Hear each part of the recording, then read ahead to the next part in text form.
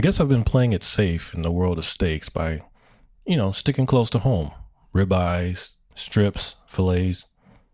But this time, I went to the grocery store and I saw these chuck blade steaks on sale, and I was really curious because the price was a lot better than some of the other meats, and so I figured let me give this a try and see if we can make this taste any good.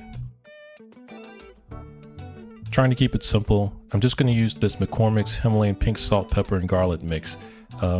Didn't want to introduce any weird flavors or anything, and this one's pretty traditional, so let's see what this tastes like. Let's go ahead and get these coals lit. I'm going to be cooking on the M16 Grills charcoal grill today. I really like the way that it cooks steak. I like getting steak over the fire, having that fat drip down onto the coals, and sometimes getting a little flare up and stuff. It makes me feel like I'm a real grill master, so we'll go ahead and try this today. These steaks aren't too thick, maybe 3/4 of an inch or so. Wait until the coals are nice and white before we put them onto the grill, and we'll just pour them in there.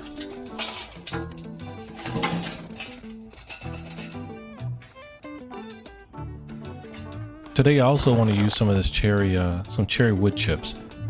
Gives it a little bit of flavor, also adds a little bit of color to it. I mean, not that steak needs it, but it's always fun to just have a little something extra. To guard against burning this meat, I'm going to use Jess Prowl's just keep turning method, where about once every minute I'm just going to flip these steaks over. That way every side gets pretty much an even sear, and I don't have to worry too much about one side getting crisp up faster than the other, and then dealing with meat that gets burnt on one side, not so burnt on the other, but you got to pull it off, and that whole nightmare. So I'm going to go ahead and try it this way today and see how these turn out.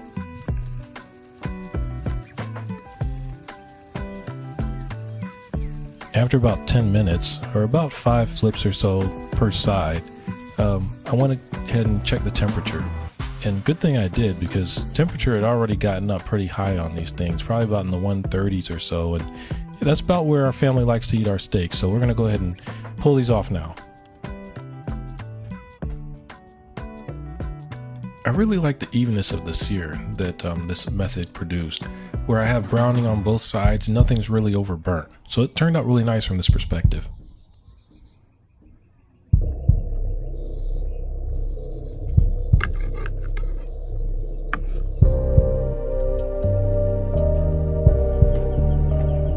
Alright, so we'll go ahead and give this a try. It's fly on my face.